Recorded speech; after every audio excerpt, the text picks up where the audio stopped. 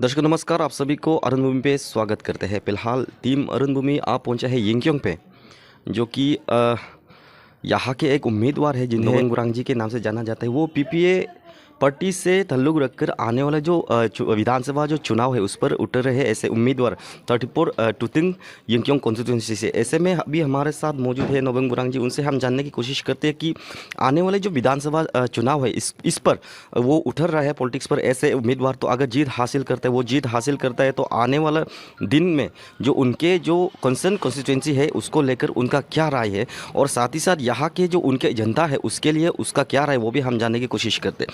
सबसे पहले सर आपको स्वागत है हमारे चैनल में। Thank you very much.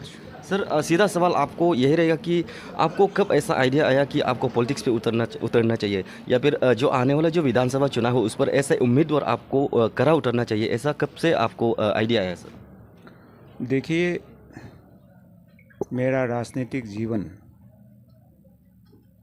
1978-79 से शुरू हुआ। I took graduation from Jawaharlal Nehru college Pasighat in the year 1985-86। After graduation मैं अपना राजनीतिक, खास करके ग्रासरूट राजनीतिक जो कहता है, जैसे पंचायत में मैंने भाग लेने का शुरू किया 1987, 88, 89 में। शुरुआत मेरा ऐसा था, मैंने पंचायत में घुसा, पंचायत का मेंबर बना। होते होते पंचायत हो या राजनीति में हो, किसी भी पॉलिटिकल पार्टी में मैं रहा। ऐसा कोई इतना उम्मीद या एम्बिशन नहीं था कि मैं आज का दिन में एमएलए लड़ूं। परिस्थिति बन गई, आज हमें एमएलए लड़ने का एक मौका दिया। You see, there are so many leaders in upper Siang district, specially 34 Tuting Yingkiong. लेकिन मैंने सबसे बातचीत की, लेकिन बहुत कम लोग आगे आया।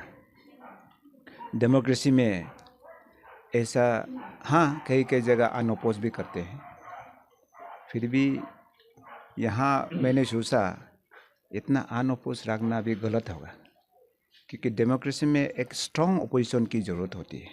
You better knows. इसलिए मैं इस बार ऐसा निर्णय लिया कि क्यों ना हम भी मैदान में उतर जाऊँ। That's all. सर ऐसा भी होता है जैसे जब कोई उम्मीदवार चुनाव पर ऐसे उम्मीदवार करा उतरता है तो उनका कोई मन का चाह होता है, उनका कोई प्लानिंग होता है कि अगर जीतता है तो उनका कॉन्स्टिट्यूंसी के जो पब्लिक है उसके लिए वो काम करेंगे, एक ऐसा मैनिफेस्टो होता है। ऐसे में आपका हम यह भी सुनना चाहेंगे कि अगर आपको आने वाले दिनों में यहाँ के पब्लिक द्वारा विधायक बनाया जाता है तो सबसे पहला प्रायोरिटी आप किस डेवलपमेंट एक्टिविटीज़ में देने की सोचेंगे sir? My first priority if I become MLA is to check the corruption first. This is the very bad system nowadays. ये मेरा एक प्रायोरिटी है। और उसके बाद एक जो कल्चर, जो मनी कल्चर हमारा राजनीति में चल रहा है, तो इसे कैसे स्टॉप किया जाए, ये मेरा प्रायोरिटी है। You see, if this system is rooted out, समाज में सब चीज ठीक हो जाएगा। समाज में लोग उन्हीं लोग को सुनेंगे जो ईमानदार है। जब तक ये सिस्टम जब तक रहेंगे तब तक हम कभी भी ईमानदार नेता नहीं सुन पाएंगे। So this is my first priority. हाँ, बाकी जहाँ तक मैं बोला हूँ, जो प्रायोरिटी सेक्टर्स है, लाइक एजुकेशन है या हेल्थ है, इट इज़ वो, अगर ये सिस्टम चाहिए हो जाएगा, सब सिस्टम पक्का चाहिए हो जाएगा। मेरा एक ये विचार है। मैंने जिस समय में ऑफिस में जाते हैं, जिन ऑफिसरों से मैं मिलता हूँ, अपना आप को भी कभी कभी शर्म लगता है, बहुत शर्म लगता है। क्यों ना ऐसा अपोजिशन को भी ट्रीट करते हैं। जितना भी अच्छा आप क्यों ना हो, आपको अपोजिशन ही ट्रीट करता है।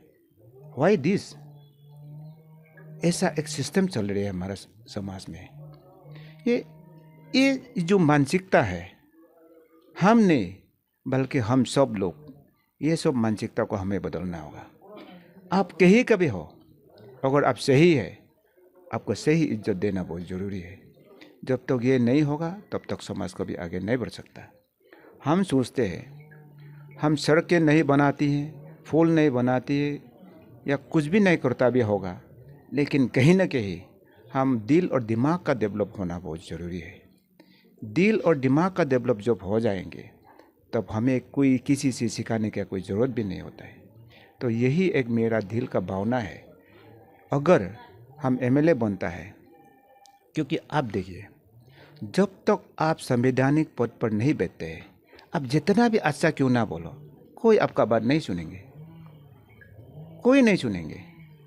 अगर आप कुर्सी में बैठाते हैं, आपको आपका संवैधानिक पद पर कुर्सी में बैठने से आपका अधिकार बनता है, निर्णय लेने का अधिकार बनता है, कुछ बात करने का अधिकार बनता है।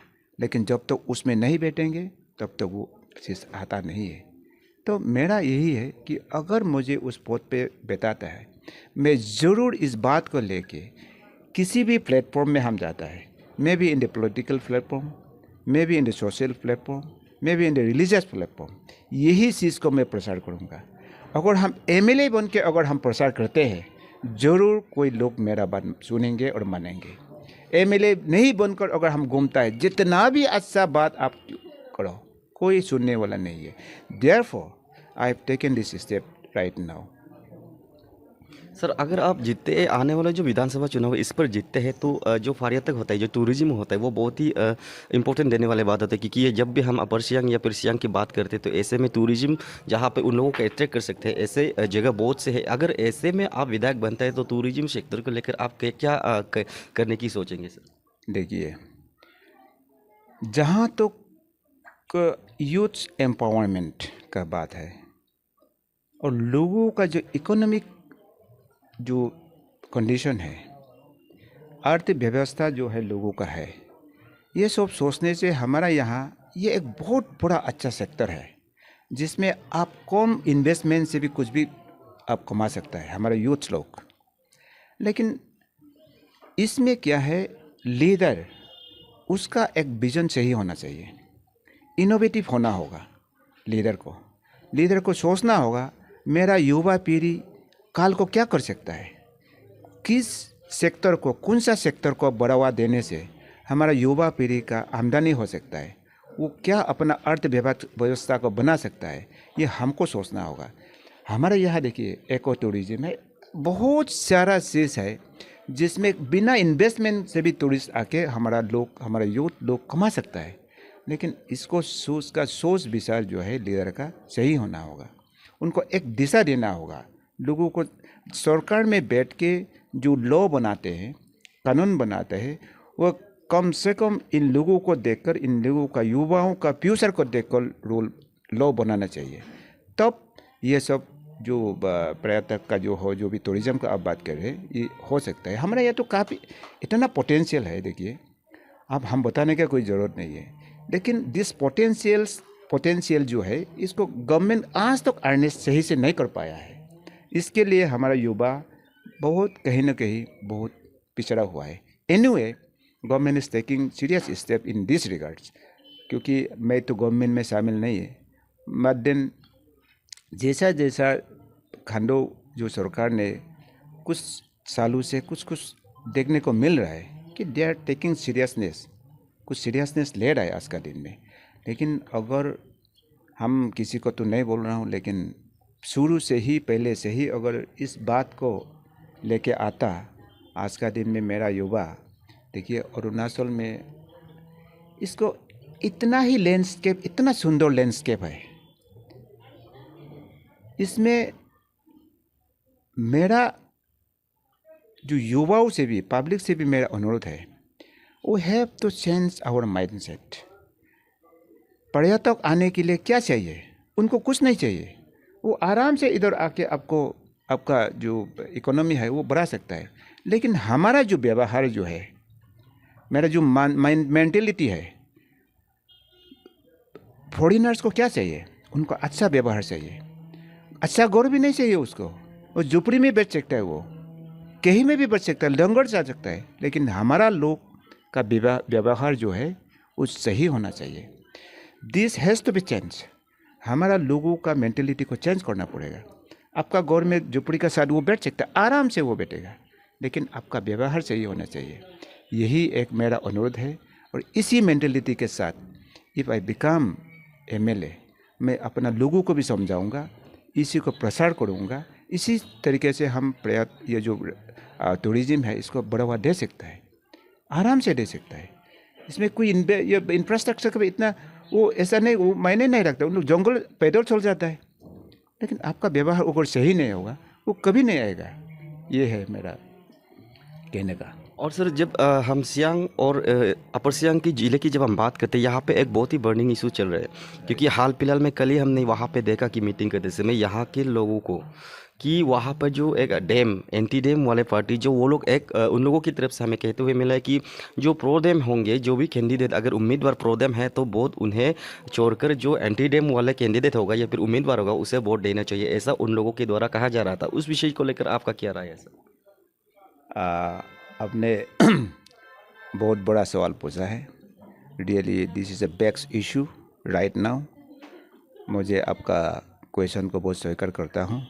ऐसा क्वेश्चन करनी चाहिए, समाज को बताना होगा, सरकार को बताना होगा। ये देखिए, धाम इशू एंटी प्रो का कोई बात नहीं होता है। हमारे लोग, specially the people living here, we are all law abiding people. हम लोग लॉ को मानते हैं। हम लोग कभी भी गवर्नमेंट का अगेंस्ट या किसी के अगेंस्ट नहीं बोलता।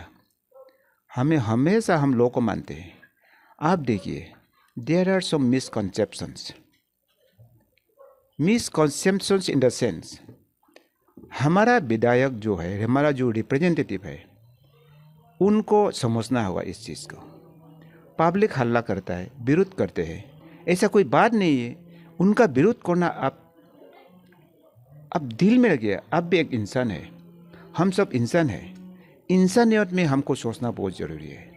नॉट दैट ये प्रोजेक्ट आ गया, ये प्रोजेक्ट हमको इसको नहीं चाहिए, ये बात नहीं है। ये जो इंसान लोग हैं वो अपना व्यवस्था पर चिंता करता है। ये नहीं कि गवर्नमेंट का पॉलिसी अगेंस्ट करता है, ऐसा नहीं है। People do not think this. Leader इसको समझना होगा। हमारा लोग अगेंस्ट करता है, मेरा खेती चला जाएगा, मेरा जंगल चला जाएगा, मेरा प्रॉपर्टी चला जाएगा, मेरा वो क्या बोलता है ये संस्कृति चले जाएंगी, मेरा परंपरा चला जाएगा, प्रभावित होगा, लाइफ को प्रभावित होगा। ये कहना कोई गलत नहीं है ना। आप सोच के देखिए, मेरा खेती चला जाएगा तो हम सरकार को नहीं, सरकार आप इसको सोच के देखिए, हम इसके खिलाफ है, हम इसको नहीं मान सकता है, बोलना कोई गलत नहीं है ना। It does not mean the people are against this project, ऐसा कोई बात नहीं है। We have to realise. क्योंकि देखिए, आपका घर को जला दिया कोई किसी ने, आप जलाने के बाद आप सरकार को आग्रह करेगा, प्रशासन का आग्रह करेंगे, पुलिस को आग्रह करेंगे, ये कोई गलत नहीं है ना, ये उसका अधिकार बनता है। हाँ, government has to think. Government सोच के पब्लिक को क्या बोलते हैं वो आना चाहिए। और आज तक जो मैं देख रहा हूँ, इसमें कहीं ना कहीं कुछ कम्युनिकेशन सही नहीं हुआ है।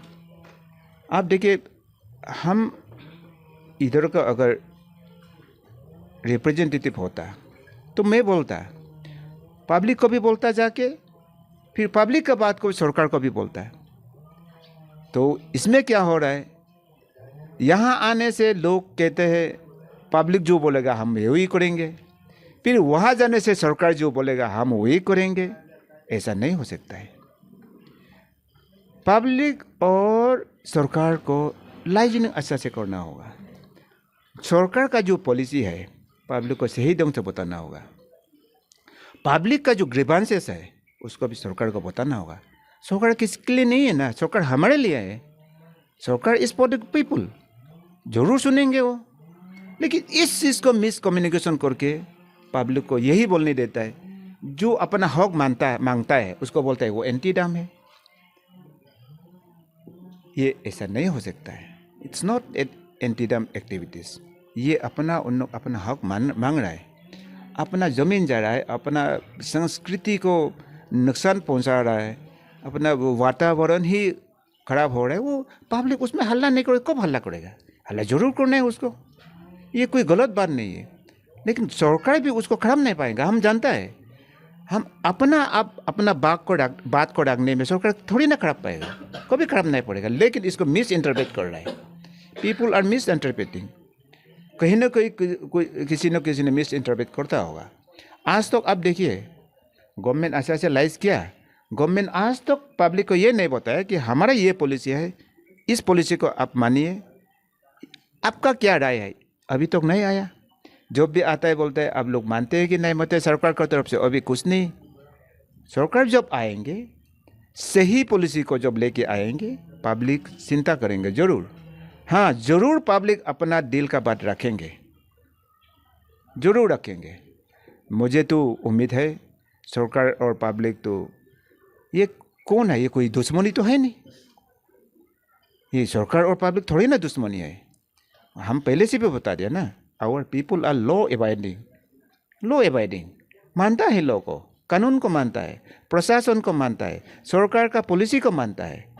लेकिन सरकार भी पब्लिक का ग्रिपर सेंस को जरूर मानेंगे। लाइजनिंग का कमी है, बातचीत का कमी है, मिस इंटरप्रेट किसी का नहीं मानना चाहिए। आज बोलता है नोबेंग बुरांग का पार्टी तो एंटी डम पार्टी है, कोई बोलता है, लेट देम से, मे बी एंटी डम नहीं है। हम अपना हक को बोलने में एंटी डम बोलने से क्या पैदा होगा। अपना जो जमीन पहाड़ जो भी है संपत्ति आपका जा रहा है, उसमें कुछ न कुछ सरकार को नहीं बोलने से क्या होगा। सरकार भी, we are all human beings, हम लोग सब कोई ह्यूमन बींग्स है, ह्यूमन नेचर है। कहीं ना कहीं तो बोलता है, कभी कभी गलत भी होता है, ऐसा कोई बात नहीं है। गलत नहीं होता ऐसा कोई बात भी नहीं है, गलत होता भी है। लेकिन हमें हर चीज़ को, ऐसा जब बड़ा प्रोजेक्ट होता है, ऐसा जब नेशनल प्रोजेक्ट होता है, ये कहीं न कहीं लोगों का जीवन पर भी प्रभावित हो जरूर होता है। इसके लिए मेरा ये अनुरोध है, गवर्नमेंट जो है हम उसका इंसानियत पे डिसीजन लेना बहुत ज़रूरी है, ना कि लोगों का ऊपर थोकना, लोगों को प्रेशर देना, ये नहीं होनी चाहिए। हमारा कम्युनिटी बहुत कम हो सकता है इंडिया में, हमारा काउंट 0.5% भी नहीं है यहाँ का, फिर भी हम भी इंडियंस है। We are all Indians, we love India, we are in India, we are safeguarding the Indians. हम बॉर्डर पे है, ये बॉर्डर नहीं होता तो ये बॉर्डर असम में होता, तो पीपल हु आर हियर उनको भी रेस्पेक्ट करना बहुत ज़रूरी है। लेकिन आजकल मोदी जी ने एक पॉलिसी बनाया, मैंने देखा, जो लास्ट विलेज था उसको फर्स्ट विलेज बना दिया। This is a very big beginning. ये भी एक मैसेज जा रहा है आज का दिन में, हम देखा है। क्योंकि पहले जो मेरा बॉर्डर जो था उसको लास्ट विलेज, इंडिया का लास्ट विलेज बोलता था, लेकिन आजकल कहीं ना कहीं उसको फर्स्ट विलेज बनाने के बाद लोगों का जो दिल जो है थोड़ा सा बड़ा होते जा रहा है। हाँ, गवर्नमेंट इज़ डूइंग समथिंग, हम लोगों को भी इस रास्ता में लेने के, मेन स्ट्रीम में ले आने का कोशिश कर रहा है, ऐसा एक भावना हो जाती है। तो ये ऐसा कदम उठाना बहुत ज़रूरी है। जो इनोवेटिव जो आइडियाज़ है लेदर में, तो आप देखिए लेदर को तो सिर्फ सोर्स जो उसका विचार जो है सही होना चाहिए, काम तो दूसरा लोग करता है, लेदर का सोर्स सही होना चाहिए। आजकल वो एक चीज़ हमको दिखाई दे रहा है कि this has make a change in the minds of the people of hour of this border areas. ऐसा कुछ हुआ है। एनीवे, जहाँ तक आपका क्वेश्चन का बात है, देखिए we are not anti, don't think that people are anti, but लोगों का विचार को, डिमांड्स को, मांग को रखना ये कोई गलत है? मुझे लगता है ये कोई गलत नहीं है। इसको सरकार भी सुनना चाहिए, और यहाँ का जो प्रतिनिधि है, रिप्रेजेंटेटिव है, उनको प्रोएक्टिव पार्ट लेना होगा। He has to take proactive action. वो चाहे गवर्नमेंट में भी जाके भी बात करना होगा, यहाँ भी आके बात करना होगा, तब इसको सुलझा जा सकता है। नहीं तो क्या होगा, मिस इंटरप्रेट होगा।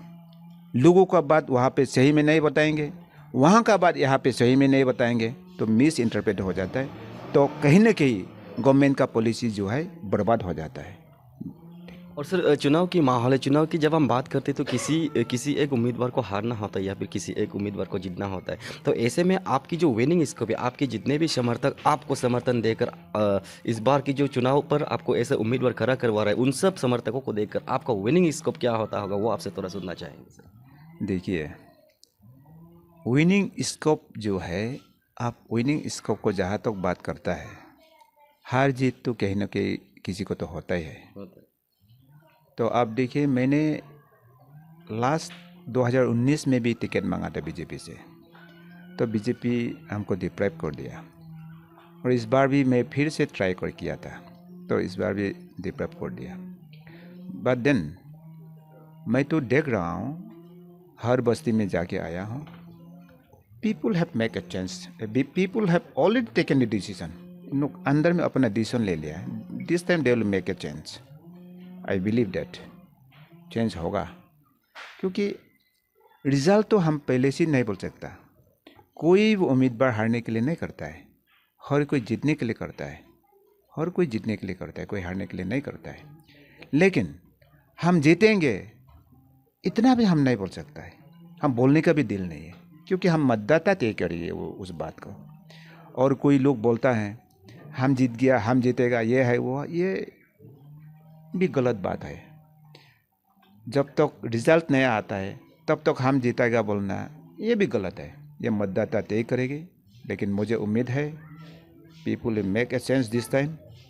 मैं अनुभव कर रहा हूँ, they have already decided in their mindset, ये पक्का होगा। आप देखते रहिए। और मुझे आशा करता है, मैं हर जगह जाता हूँ, इनका जो रिज़ल्ट होगा वो सही परिणाम आएंगे। बाद में ये भी मैं, देखिए, हकीकत एक ट्रूथ जो है, ट्रूथ से तो कोई छिप के नहीं बच सकता, उससे हाइड करके हम नहीं बच सकता। ट्रूथ यही है, वो मतदाता तय करेगी। और सर जैसे आपने कहा कि जो वोटर्स है या फिर जो पब्लिक है वो लोग इस बार चेंज चाहते हैं, आपने गांव-गांव जाकर देखा। तो ऐसे में जो पब्लिक है, आप जैसे आपने कहा कि आपने गांव-गांव जाकर देखा है, उन लोगों की परेशानियां भी सुने होंगे। ऐसे में सबसे बड़ा तकलीफ या फिर सबसे बड़ा परेशानियां जो गाँव के जो पब्लिक है उनके द्वारा कौन सी जो पेश की जा रही है आज के ज़माने में सर? ये देखिए, आज के ज़माने में वो एरिया पे भी निर्भर करता है। जैसे आपका पालिंग सर्कल हो गया, वहाँ पे रोड कम्युनिकेशन का व्यवस्था सही नहीं है। इतना सारा सर्कल हेडक्वार्टर्स खुल के रखा है, इवन एक एलडीसी भी नहीं है। और जितना तो हेल्थ सेक्टर का बात है, एजुकेशन का बात है, हर बस्ती में करीब, यहाँ सिर्फ नहीं होगा, अरुणाचल में भी कई जगह में होता होगा। ऑलमोस्ट जो गवर्नमेंट स्कूल्स है वो करीब दिफांग होके बैठा हुआ है। ऐसा में बहुत लोग सोचते हैं, लेकिन क्या करेगा वो गाँव वाला बेचारा, वो क्या कर सकता है, सोच के बैठ जाता है। आप देखिए, गांव में आप जाने से आप पूरा पता चलेगा, सब डिस्ट्रिक्ट हेडक्वार्टर में आके बैठा हुआ है, ओनली बिकॉज ऑफ एजुकेशन। एक स्कूल भी नहीं है जहाँ पालिंग लिकर में भी हो, कई बाकी जगह में भी हो। तो इसलिए पब्लिक का जो मेंटेलिटी है, इसलिए उन लोग अंदर से मेंटेलिटी में चेंज करने का, बदलने का उन लोग तय किया है कि जो प्रेजेंट जो इनकम्बेंट है उनका जो व्यवस्था है उसको देख लिया है। जिस हिसाब से उन्होंने आया यहाँ पे, उस हिसाब से उन्होंने भी कम से कम कहीं ना कहीं कुछ कमी हुई है। और आप देखिए, एक ऐसा पहले से भी हम बोला है, जो सरकारी डिपार्टमेंट का जो व्यवस्था होता है उसमें भी सब दुखी है लोग। कहीं काम करेगा इतना परेशान होगा, और कैसा करता है ये तो हम बोल के भी पैदा नहीं होता है। सीधा सीधा बोलने से आदमी लोग खराब पाता है उल्टा। आप सही बात को अगर आपको बता दूं, कल को हमको कोई खराब पाएगा, ऐसा होता है। इस दौर से हर कोई बात नहीं करता है। प्रैक्टिकली तो आप भी जानता है, हम भी जानता है, लेकिन सब बोलने का दिल नहीं करता है। Is it not? धन्यवाद सर हमसे बात करने के लिए। Okay okay. चलिए, ये रहा 34 जो टुतिंग यिंगकियोंग के जो उम्मीदवार है, जिसे जो कि पीपीए से ताल्लुक़ रहते, उससे हमने बातचीत की। उनसे हमने जाना कि आने वाला जो विधानसभा चुनाव है, इस पर अगर वो खरा उतरता है, जीत हासिल करता है, तो उनके जो जितने भी यहाँ के उनके समर्थक है या फिर जितने भी पब्लिक है उसके कॉन्स्टिट्यूंसी के अंदर, उसके लिए वो उनका राय क्या है, उनके लिए ये बुरहान जी क्या करने की सोचते हैं, या फिर आगे चलकर वहाँ पर जब हम विधानसभा असेंबली की जब हम बात करें, वहाँ पर उनकी आवाज़ बनकर कैसे वो उनकी मदद करेंगे। ऐसे अभी फ़िलहाल तो अभी हम बात करेंगे हमारे प्रदेश की, तो अभी चुनाव की माहौल है, विधानसभा जो चुनाव है वो सर पर है। ऐसे में हम लगातार कोशिश करते हैं कि हमारे जो प्रदेश के कोने कोने पर